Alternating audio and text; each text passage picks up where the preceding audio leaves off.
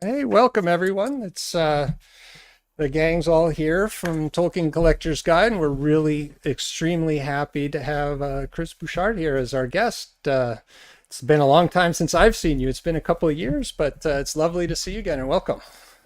Great to see you. Yes, absolutely. It's lovely to be invited to be here with you guys.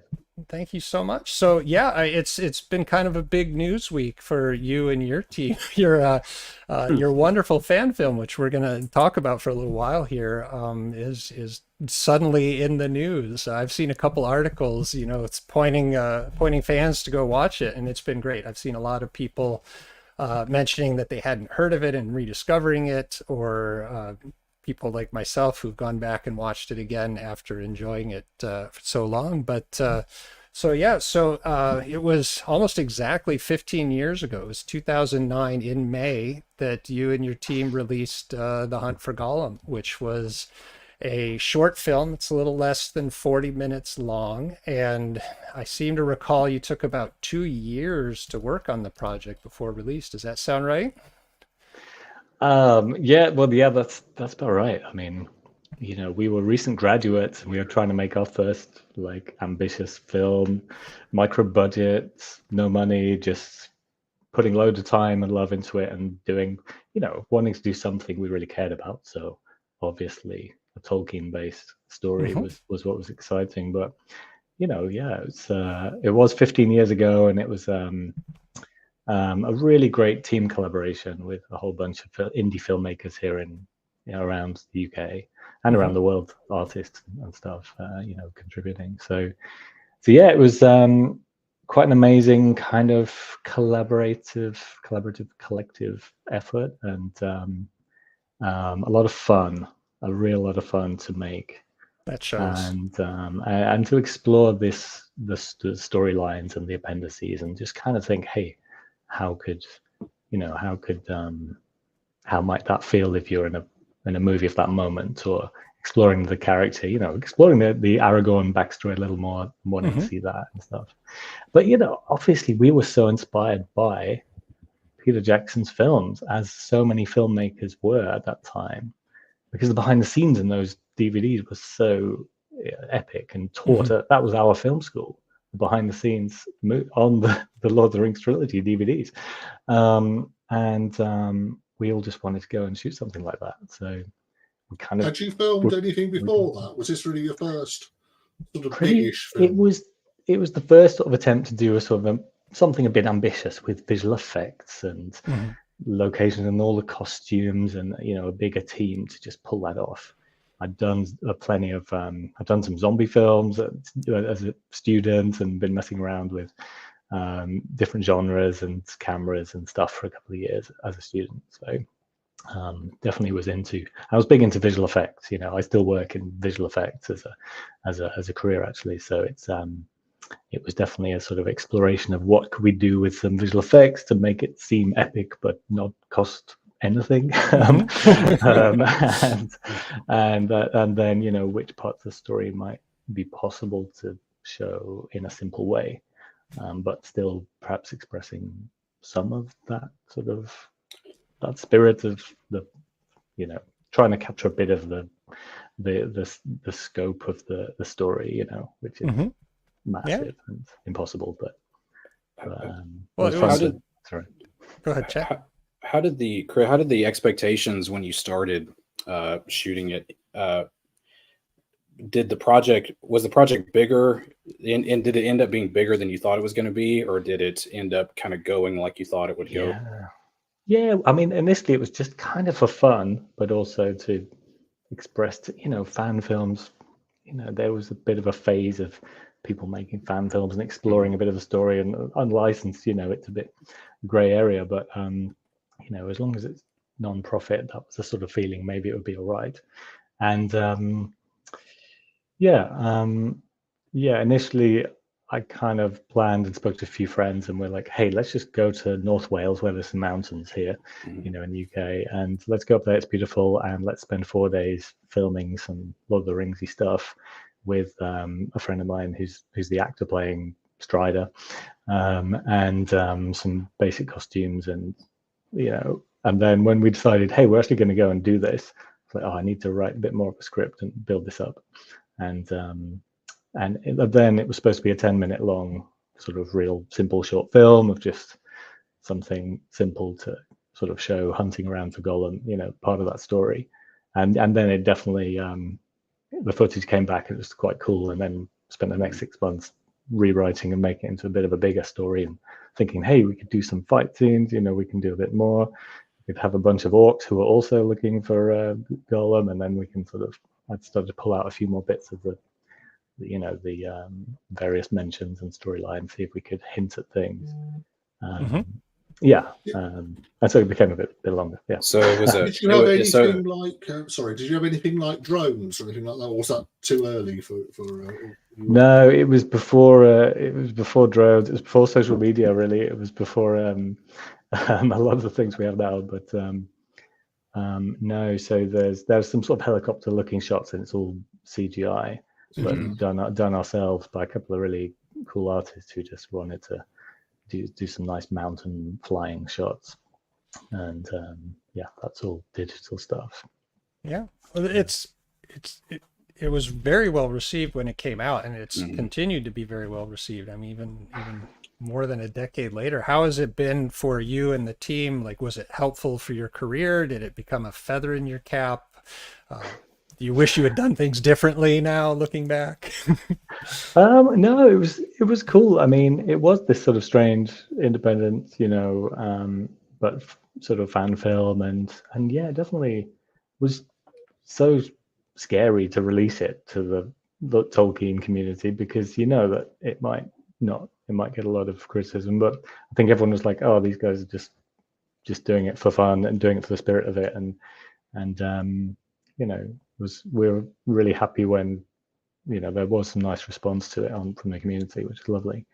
But it's still a lo-fi effort. You have to admit, it's a first film. It's like very rough around the edges, but it is what it is. But yeah, and then having done that, it definitely helped a bit. And I've made directly a couple of indie features after that, and it helped to get some of that off the ground, saying, hey, we've done this ambitious film, and it sort of got released out there on the internet. So yeah, it definitely helped with getting a few other film projects together. And also, I mean, part of the area I work in now is technology, visual effects for filmmakers. So virtual production, special effects, the latest tech.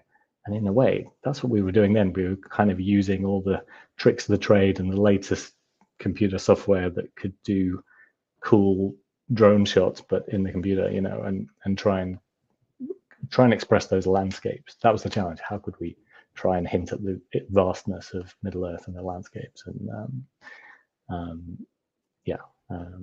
so yeah, it all sort of connected through and definitely helped with getting some other projects going. And it was cool. You did make it look a bit like New Zealand, surprisingly enough. Had you already scouted the places you were going to look at? Try and get them to look similar to. Oh yeah, absolutely. And it's a bit rainier and grimmer looking because it is the UK. It's pretty dark and cloudy and rainy looking. But that was the mood as well, because it felt like it was this somber kind of sojourn. Trying to look a bit deeper into the character, but within the limited scale and indie film kind of method. Sure. Yeah.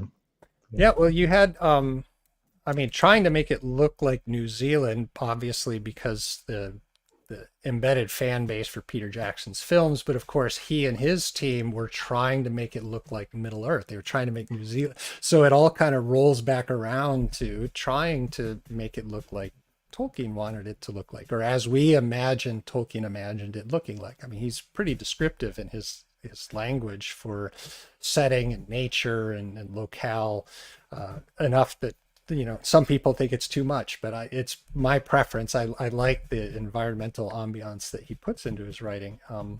And you guys did an excellent job, of pulling material from the appendices and the Council of Elrond and other places to pull this story together, which is obviously something that got 2 seconds of screen time from Peter Jackson, you know, just a brief mention of like, oh, we went looking for Gollum. That was it. You know, it was in the Council of Elrond, but this is much more based on the books for the storyline and the visuals for the movies. I mean, it's honestly, from my perspective, it feels like, you know, a superb amount of research was done for you, like to get a look and feel that was awesome. Is because, you know, why change it too much when you're that early and you're such low budget? Yeah, I mean, and look, making any film is actually really hard, and it's a load of hard work. So much problem solving goes on to even make a single shot, you know, and there's hundreds of shots in a film, and so, you know, yeah, sometimes it's like, that's why it took 2 years, you know, because every shot in there we kind of shot and sculpted, and even the music was composed. And while we're quoting a few themes that sound familiar, the composers Adam and Andy really tried to like shape it to make it individual as well, but with hints that we'd recognize, because and that was the thing that, you know, we was again so inspired by the official trilogy, you know, and the design was there already, and the template and the vision and the visual of Middle Earth, the costume sort of style was there, you know, and we wanted to just expand upon that. And it was also an excuse to, yeah, sort of have a story tramping across Middle Earth and exploring possible little side quests, I suppose, and seeing what we could do with a couple of characters. So, Chris, there's a as we know in Tolkien's writing, there's a lot of things that happen, you know, that you only hear about, like the hunt for Gollum, right? I'm interested to know what made you decide to pick that particular subject as opposed to the other things that y'all could have done for the project. No, sure. I was friends with another fan filmmaker called Kate Madison, who was making another Lord of the Rings sort of prequel film called Born of Hope, and so, and part of it was like, hey, can I borrow some costumes, because we're going to go and shoot this little I kind of want to do one too, and you know, I know the books fairly well. When I was a kid, I read them many times. I was very incredibly moved, as many people were, and you know, overwhelmed, you know, just really in depth, the appendices too, and all of that detail, and the painting of emotion with language, and the painting of characters, and then the depth of history. How on earth could, you know, it all ties together. So when I started thinking, what do I want to do as a sort of indie film with some visual effects and something I really, really care about, immediately it was like, well, is there anything in there that's easy and simple to tell? And then I was leafing through the appendices and sort of thinking, oh, maybe there's a little moment or something for a 10-minute short film. And then I did come to that passage or that area, and I was like, oh, yeah, we could do that. But how do we do Gollum without millions of dollars of visual effects, you know? And then I can't remember but there was a moment of chatting it through with some friends at some point, and then we're like, oh, well, we don't need can to we bring it. In Andy Serkis? No, we can't. No. Oh no, sadly not. No, yeah, definitely. But and yeah, you know, when he's in the sack, it was easy. So. Yeah. The bag. The reason why the bag plays such a central role in the film.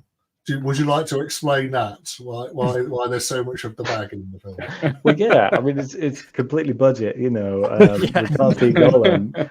Okay, we could do wide shots, because I knew we could do big shots where Gollum's tiny on the frame, and we put a green cloth up on the roof of my flat in London. Where there's a roof, we could climb out onto the roof, and that's a bit, I don't know if it was allowed, but we did. Was that your roof when he goes and steals the fish and he goes on the roof? Is that that also used, that little bit of Gollum's silhouette is from this green cloth, and then a friend of mine who's crawling around, an actor called Chris Bouchard, who's crawling around with a big prosthetic head just for the scale, and yeah, so that we could do the wide shot, shrink him down, he can crawl across, and that's all green screen, and then but then all the dialogue talking to Aragorn, and this sort of, what are they going to say to each other on this journey? I think that's what's going to be potentially so interesting, you know, on the new project, because that interrelationship, like, we didn't really see that painted in the books, what they might have said to each other. that was one of the coolest things about our little film, was trying to invent some dialogue between Gollum and Strider, and he's questioning him at one point, what do you know about this? He's with him for a long time, isn't he, really? Because it's a long not way. weeks, He's got to right? take him a long way. Yes. Yeah. What's going to happen? The only rule for us, we knew that Gollum would try to escape from the sack, from the the bag, but we knew that we couldn't afford for him to be seen, so he had to kind of stay in there. So that was our Then he went to the tree. Our story specifically, and meant that it ended pretty fast, But yeah, I think it's clever though, isn't it? Really. So my next question then is: let's say that you were making this again, and you had an unlimited budget, and you could film it in New Zealand, and you had all these famous actors and things. What would you like to put in your version that you didn't put in? I mean, yeah, you could do so much more, and so exciting to see what they're going to do. But yeah, I mean, I just think Aragorn's the most fascinating character. He's such a troubled character at this phase, where he's got this troubled destiny, and he doesn't know if he's got this weight on his shoulders, his bloodline, and he doesn't know if it's going to come through or not, or and he's been shunned and sort of living in exile almost. And I thought it was cool to see a bit of that, and maybe there's a lot more of that character. And obviously in the trilogy they didn't have time to dig into that character, so that sort of internalization. And we tried to hint at that with the visions that he has and his foresight, and perhaps there's a lot more that he can be exploring. I feel like I would have loved to explore that a lot more with his character and with Arwen perhaps. And there's also, we hint at all those things, but also you don't overdo it, but that kind of thing perhaps. We got a question from Kay I put up on screen. That what aspect of Aragorn's character do you think is most important to get right or to convey in an adaptation, either yourself or what you're looking forward to seeing coming up from Warner Brothers? Yeah, well, when I was chatting with Adrian, so Adrian Webster played our Aragorn, and just beautifully, and has a lot of stoic kind of presence to his way on screen, and yeah, I think that's part of it, that reflective mood and troubled, well, not troubled, but contemplative sort of frame, I suppose, and that sense of duty and sense of, I don't know, is it? I don't know if it would. It's not really self-doubt, is it? But it's sort of that kind of sense of place. You know what I mean? But yeah, exploring that character, I think it's going to be cool. One of the things that I was thinking about, Chris, when I was coming up with some questions for you, was I wanted to know. So, what was the most difficult thing for when y'all were shooting the film? What was the most difficult thing to kind of do or get right? And did you know it was going to be, or was it kind of like a surprise? Yeah, what, finishing it was tough, because we'd just go out on the weekends. We all had our day jobs, and we'd go out on the weekend to the forest or try and find a location that we could get in for free or almost free, and then editing it together. And myself and the editor, we were trying to puzzle this together on our weekends, and we'd shot all of these interesting scenes, but trying to tie it together so it had a flow with some music to sort of make it feel, because it could easily have been 40 minutes of just walking through Middle Earth, and then where's the story? So some of that was quite tough to sort of. I think having watched it, it's probably a bit sort of rushed at the end when you say all the things that happen. And that's something, again, when I say, well, if you had lots more money, what could you do? That's what I'd like to see Warner Brothers do, is to try and expand on the end bit, the ending a bit. We had two moments of jeopardy. We realized we could do a Black Rider, which was we'd had no idea we could do that before, but we managed to find somebody with a horse who's willing to wear a cloak and appear in who's wonderful. And then we knew we were going to put all the budget we had into making 16 orc costumes and prosthetics to try and pull off a bit of a scrap and a bit of for Aragorn to show his prowess and his Mm-hmm. skills. We also wanted him to show his ranger skills. That's so important early on with the hunting, the finding footprints, the kind of at oneness with nature and tracking the ground and stuff. His strider skills. Yeah. Mm-hmm. And yeah, I actually wanted to mention, like, I just wanted to see more Dunedain, see the culture of the Dunedain, and I think I hope we see some more of that because you only had one, didn't you? Actually, one other Dunedain in it. Yeah, I managed to sort of sneak an invented character of Arathir, the ranger, the grizzled wanderer, another wanderer, and I'm curious what you guys thought of that, because it's an invented sort of idea that there's wanderers and they don't know each other, but they end up hunting each other and sort of tracking each other. There's still even at the end of the Third Age, there's still a lot of Dunedain. So Aragorn probably didn't know everybody personally. Yeah, and I was wondering, he's in exile a bit, isn't he? So I guess but I mean, I thought it worked really well. Actually, I really enjoyed that part. Yeah, well, that's interesting to hear from you from yourselves, because you know the story better than anyone in the world, and it's supposed to be somewhere in Mirkwood, obviously, and I don't know if this was a liberty, but I wanted to throw in a password that rangers might know. So when he kind of catches him, he sort of says, it's not very well phrased in the dialogue. He says, "I'm a servant of the 7 stones and 7 stars." And I wish we hadn't said I'm a servant of, but got a bit derivative from the movies. But just mentioning 7 stars, 7 stones, and then he replies in the one white tree. And I was trying to always sneak in those little bits of the poetry or bits of lines if I could here and there. And when Gollum's in the sack, he's singing one of the riddles at one point when they're in the forest, like everywhere trees. Something. See, Chris, it was we just kept trying to throw those things in, basically. Yeah, I mean, and that's the kind of stuff that I know when I watch it. I know that you know what you're doing, right? Because it's not Tolkien without the poetry. So the fact that you're trying to sneak it in, that's great. No, I'm glad that hopefully people notice that. I don't know if anyone's ever noticed that stuff. That's interesting. Tastefully, I'll mention all that. But yeah. Thanks. But coming to the end, the end is very sudden, and it's like, oh, now we've got caught Gollum, and again, we couldn't visually show Gollum. We couldn't have him speaking. But I realized we could pull off one shot.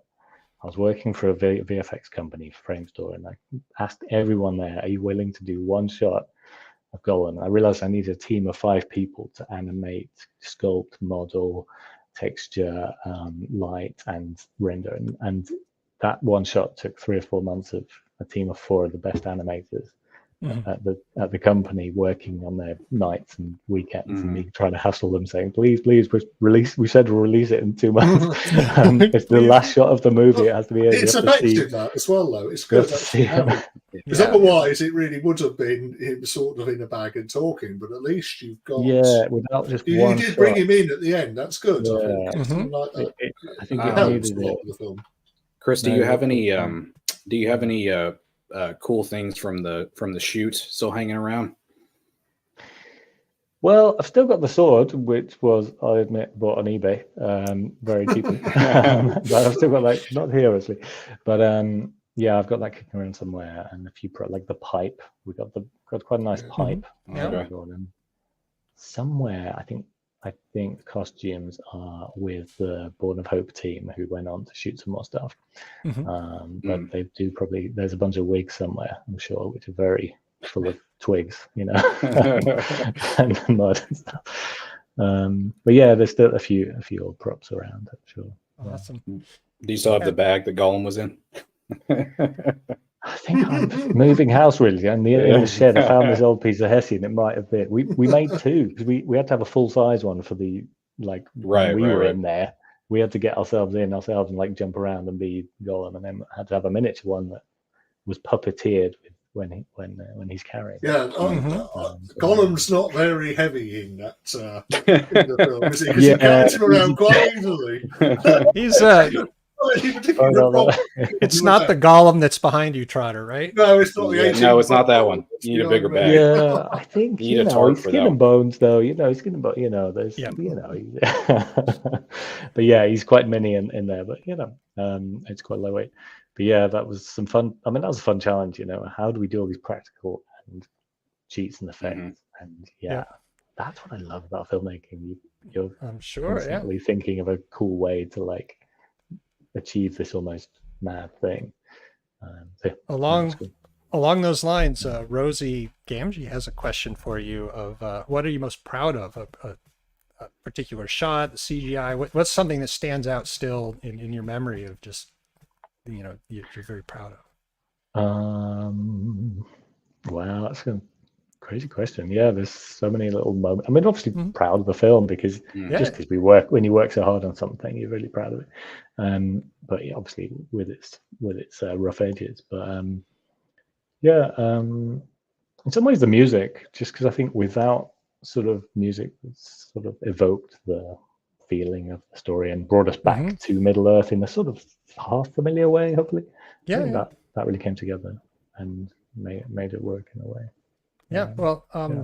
Derailing your train of thought because you mentioned the music, friend of mine, Jordan, has asked the themes, and he's speaking musically here, were inspired by Peter Jackson, but definitely had your own feel to them. And is the score available somewhere? And I'm going to add to his question of you were one of the, I think, uncredited composers on this, weren't you? You did some of the music. Did I see that correctly? Really? I did the main theme at the start because I was messing around with music composing when I was a student. So I made the just in the computer. I made the main theme as an orchestral sort of haunting theme. But no, I got a really good composer called Adam Langston and another composer called Andy Scriptinabus to help out,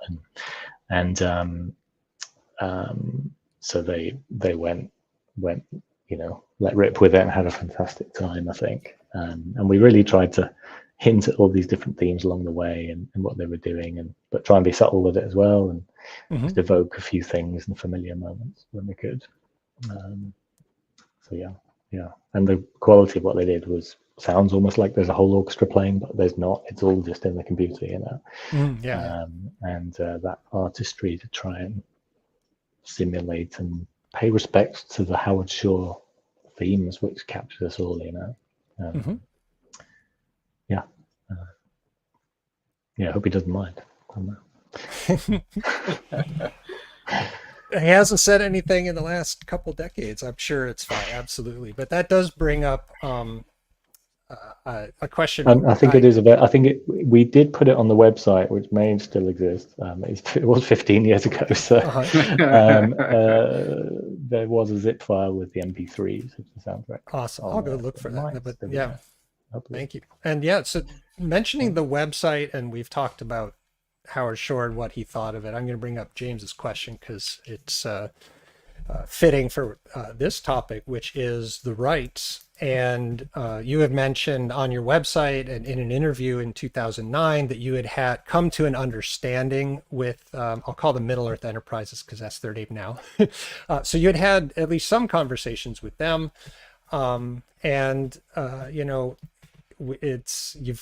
We had a little road bump yesterday with the film being taken down and then coming back up. So I just wanted to kind of open the floor a little bit to talk about rights and your conversations with them and how it went at the time and how it's going now.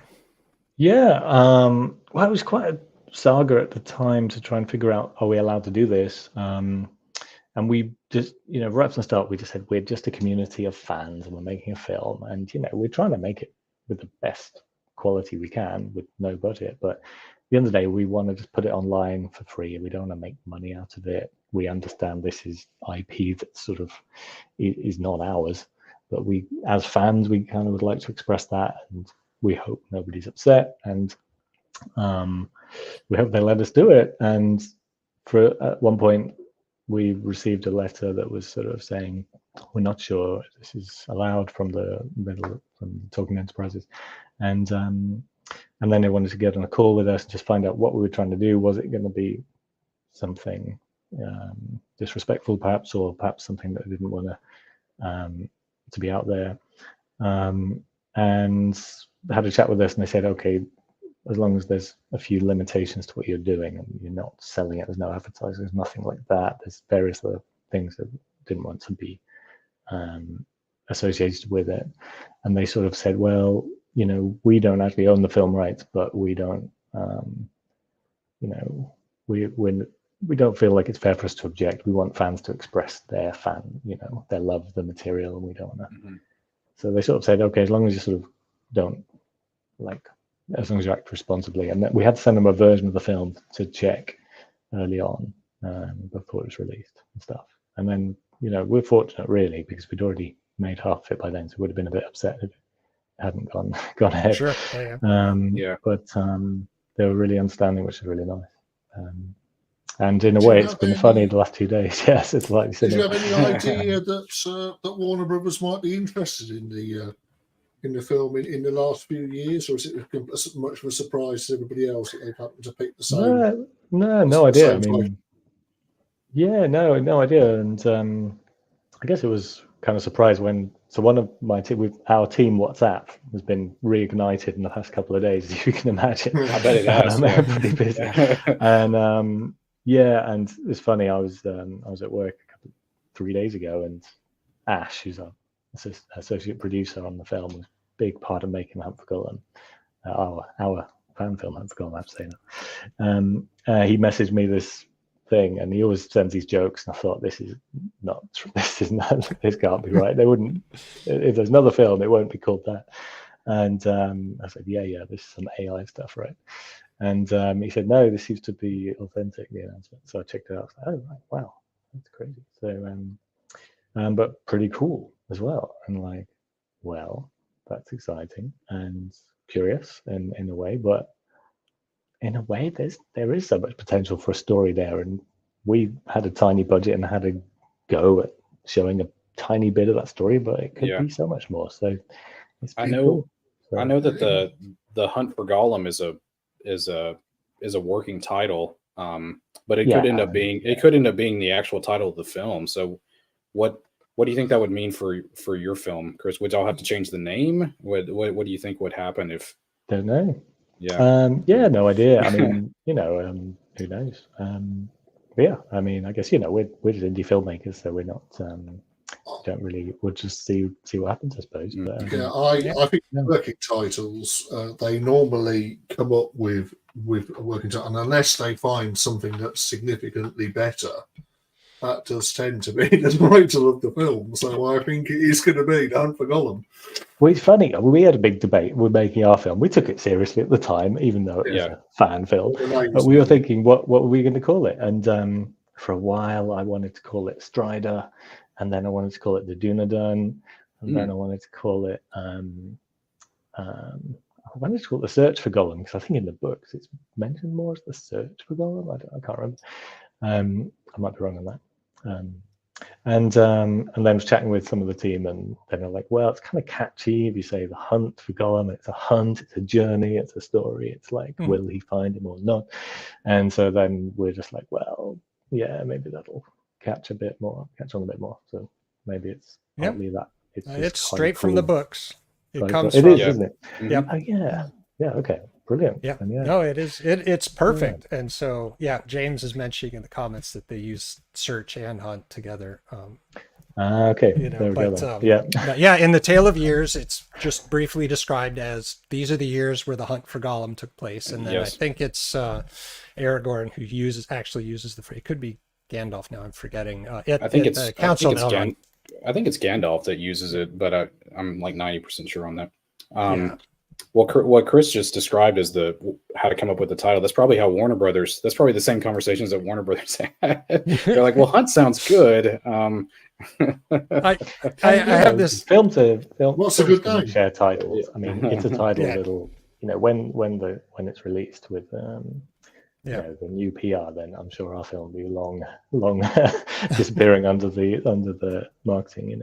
Absolutely not. No, it will live on. There'll be some folks who remember it, which would be nice. Yeah. We had Go ahead. What were you gonna say? No, go ahead. Yep. Oh yeah. Well, we had sort of a tangential question here. I thought it was a good point to drop in, which was do you have thoughts of doing more fan films again? Is that something that you've burned out your wick and you're kind of finished with that side of creativity? You know. How are your weekends looking, Chris, in the future? You got lots of weekend time up for this? Yeah, I mean, like 45 weekends. It takes a lot of time, you know, and Does, yeah. you know, when you're in your early 20s or mid 20s, you can probably afford to like, you know, put in like 2 years of your life into something. And so, you know, doing fan films is that, because you can't fund it properly. You can't, you know, so perhaps you've got one or two in you, and then it can get a bit tough to pay the bills and stuff. So, so yeah, I don't know about that, but you know, yeah, who knows? It's just a wonderful story to imagine, isn't it? Through whatever medium of art that folks want to express it. So. Do you think the fan film environment is different now? It's been 15 years. Studio environment is different. Legal environment is different. Like if you were talking to 20 something aspiring filmmakers who are watching this, what would you say nowadays versus when you did it? I don't really know, because I've not kept that much track of how many. There's been many more fan films. There was a phase, that was the early internet phase, wasn't it? And sort of the 2000s and the 90s, end of the 90s, and anything was possible. And you know, digital cameras came out and digital editing on your computer. You know, so suddenly you could do all this stuff and visual effects. What you didn't realize, well, I didn't realize, is how much work it is, because every shot needs days and days of editing and you know, work, and then pre-planning and shit. So it is an endeavor to make any film, and it's just, you know, you got to got to really respect anyone who decides to go and make a film and see it through and deliver something, because it takes so much perseverance. And even though it seems exciting and stuff, looking back on it and going into it, when you're actually there doing it, it's really tough to direct a film at any budget. And I did a few with a bit more budget, and it's hard. And it's really hard to deliver a vision that you want, that you set out to make, especially within a budget and within the limitations of a whole machinery of a big film production. We had advantages that we were so small that we could kind of just, if a scene didn't work one weekend, we could just cut it and shoot another bit the next weekend. So we kind of learned by making loads of mistakes on the way, and got to go and fix a few bits that didn't make sense and stuff. But yeah, so but I don't know if I don't really know if it's easier or harder to make fan films now, but I'd say why not? Give it a go. Well, the technology's definitely changed in 15 years. This is friend. I would imagine it's quite easy to make fan films now, but to make good ones like you did is always going to be a challenge. I think that's the because that's the other bit. It has to be something that's good. Don't make it as your first. Maybe don't make it as your first sort of attempt to make any film. Like, I think I'd made 4 or 5 short films that I'd never shown anyone before, where everything had gone so wrong. So I'd sort of learned a few sort of big do's and don'ts. The thing I hadn't learned yet was write the script a long time in advance, because I was still tweaking things through the shoot, But I think they do that on normal films as well. It's not advisable, definitely. Can get a bit confused. But yeah, it's a crazy one, because for a film to come out how you want it, so many stars have to align, elements fall into place. The machine, the crew, the hundreds of individual factors have to fall just right for that film to come out exactly, like come out really good. So we were lucky as well on this. The team that came together were really like the right ones. Chris, what do you think about what do you have any hopes for the new version coming out, the Warner Brothers version? Do you have anything that you'd like to see? Anything that you're excited about? maybe happening? No, it's not for me to say. Definitely not. And it's just really excited it's happening. And it's going to be cool. I can't wait. And I mean, that's the team that inspired us to go and make this little film. And they're making a film on some similar parts. Saying these are the coolest parts of the story. Some of this backstory of Aragorn and Gandalf, and that simmering tension as the War of the Rings. So, things are about to evolve on a grand scale, and it's gonna be awesome to see to see that, done on a big scale, on Peter Jackson, Andy Serkis scale. So yeah. I know. I'm really looking forward to it. The news surprised me when it dropped. I've been hearing rumors of there's going to be more films. We've known since The Ride of the Rohirrim. That's another film that I'm really looking forward to, and is very soon coming out. And so there's more films, and then they picked this one, and it was like, well, that's awesome.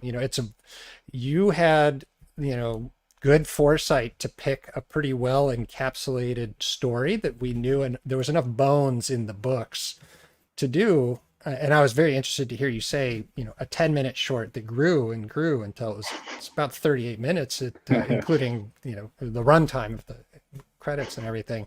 But there's enough bones in the books to do that. And it'll be interesting to see that expanded to, guessing, 2 hours or so. There's other aspects that hopefully they can roll in. You've mentioned a few ideas you had that you could have done, but budget and casting and time prevented you. But there's something good here. I think it's as far as if they're not going to just reshoot The Lord of the Rings, it's not a remake. They're looking for other materials. This is one of the better stories in there. You and Kate Madison with The Born of Hope, I think, were in the right area to do a little more exploration in filmmaking. So I'm really looking forward to it as well. And whatever this other next film is, they're already saying there's multiple films. So we're going to be surprised again. So yeah, it's going to be a really exciting time, isn't it? And who doesn't want to see more epically imagined adventure in Middle Earth, So Chris, how long until Warner Brothers brings you in as an executive producer on this production? How just like how many months are we talking here? No, let's say another 15 years, and then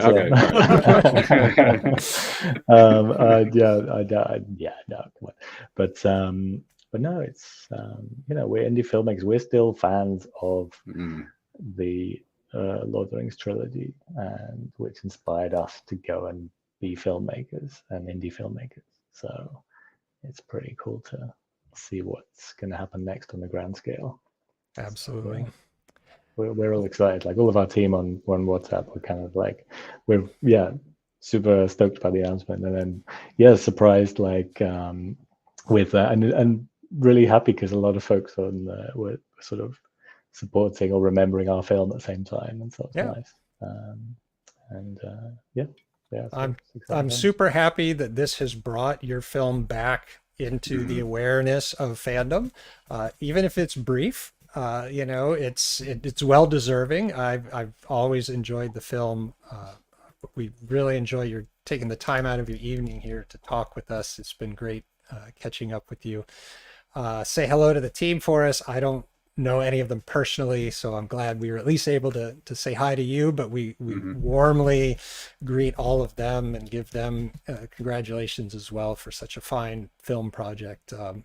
There's, as fans, seeing other fans enjoy Tolkien's world and express themselves is fantastic to me and Mr. Underhill and Trotter. It's we love these types of projects. We're so excited when they survive the gauntlet of creativity and hard work, but also the legality and the fact that it's you threaded that needle and came up with something that still is enjoyable and holds up after a decade and a half, and it will still hold up. I think even after a professional, big budget Warner Brothers film, it's not going to remove this from our memory. You know, it's still going to be a fan film that people are going to enjoy in It years is. to come. It's. I think if anyone watching this hasn't seen it, then why not go and watch it? It's great. I think you'll really enjoy Absolutely.